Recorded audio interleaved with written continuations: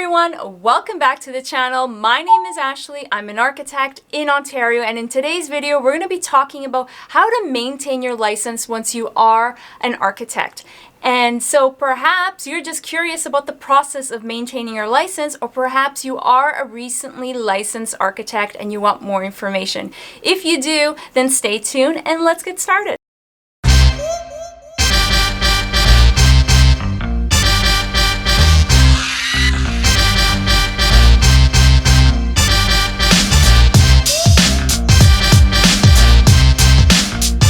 So as an architect, your learning does not end. It never ends. You're constantly learning, developing your skills, and learning all the new different building technologies, softwares, and so on. That's only scratching the surface. In Ontario, there is the continuing education program.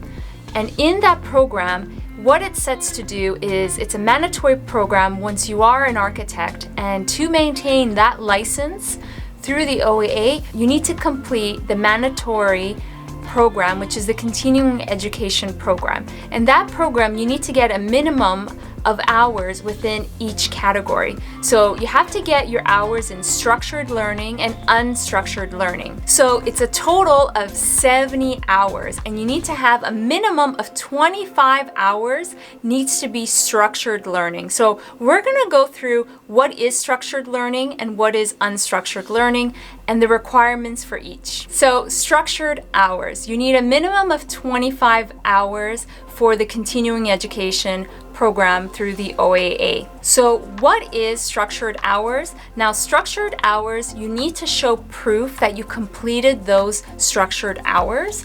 So in comparison to unstructured learning, you don't need to show proof, but for structured hours, you need to show proof. Think of it as it's structured, it's defined. So you need to show proof that you got those hours. That could be a certificate of attendance for that particular educational session. And these educational sessions, they can be in-person learning, they could be also online and distance learning, and also teaching is also considered part of structured hours. This could be teaching at public engagements, and that's also considered as part of structured hours. Now, let's take a look in more details to each particular category. So here I'm sharing through the OAA website the structured learning. So here we have the structured learning. So as I mentioned before, you need to show proof of attendance, and this could include some sort of certificate that shows your name, the presentation title, and the total amount of hours. Activities that are defined, they need to be at least, again, 1 hour, and these activities can be under these particular educational categories. So there's 3 categories that are considered educational, and like I mentioned before, there's in-person learning, and under in-person learning, this may include lectures, college or university courses, or lunch and learns as well. There's no cap, no maximum on the total hours for this particular category.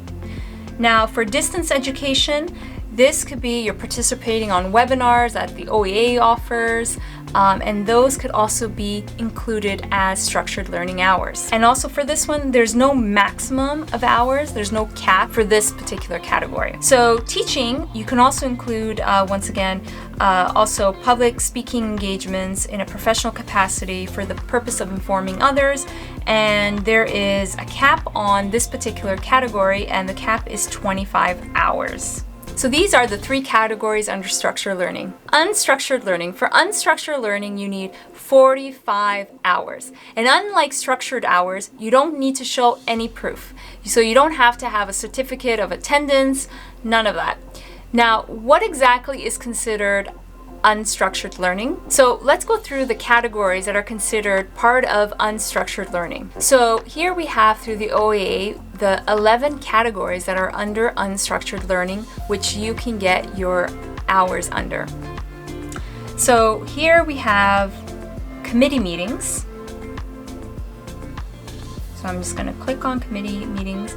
So basically committee meetings are attendance at meetings for a member of an organized group. So this may include the OAA task force, a professional organization. So attendance for those meetings, you can include that under committee meetings.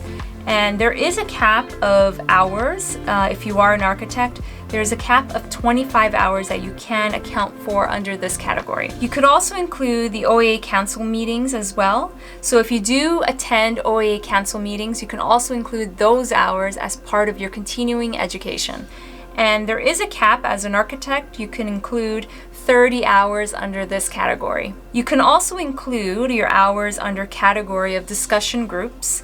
So if you are part of an organized group of individuals that gather to discuss a specific topic, you can include those hours in your continuing education. And in this category, there is a cap of 25 hours that you can record. And so there's another category for distance education. So this includes webinars as well. And this could include webinar courses, modules, and so on. And there's no maximum on this category, so you can log in an unlimited amount. You can also include in-person learning, and this could include college or university courses that you're taking part, and lectures, lunch and learns, seminars, and so on. Those could be included as well, and there's no maximum as well in this category. Also, if you are doing some mentoring for the syllabus program or for the internship program, you could also include those hours as part of your continuing education program. And there is a maximum for architects that is 10 hours that you could record. If you also do teaching, public speaking engagements in a professional capacity, for the purpose of informing others, so teaching and preparing. The teaching and preparation time is also included for the unstructured hours, so you can include that as well, and there is a cap on this category of 25 hours. Also, if you do professional writing for publications that is written or digital print, you can also include those hours as part of your continuing education. There is a cap of 25 hours in this category. There's also multimedia, so listening to audiobooks, podcasts, watching documentaries and videos, reading of books, and so on. There is a maximum cap in this category of 15 hours. So there is a category for scholar research. So if you are doing research to gather and advance more information, and this could be for also a publication, you can include those hours as well. And there is a cap of 45 hours in this category. And the last category is tours. So if you do participate in organized and guided tours, you can include those hours under tours, and there is a maximum cap of 15 hours in this particular category. So those are the two main categories of hours that you need to have for your continuing education. And in Ontario, these are mandatory. So in order to maintain your license, you got to complete the continuing education program and submit your structured and unstructured hours. You also need to pay your annual fees as an architect. So if you want to maintain your license, you got to complete those main components. Now, if you want more information about how to become an architect, check out this video. Or if you want to learn more about the internship program, you want to check out this video. So if you got some value out of the video, make sure to like the video. And of course, if you're getting a lot of value out of the content and you want to see more, make sure to subscribe. I'll see you guys on the next video. Till then, bye.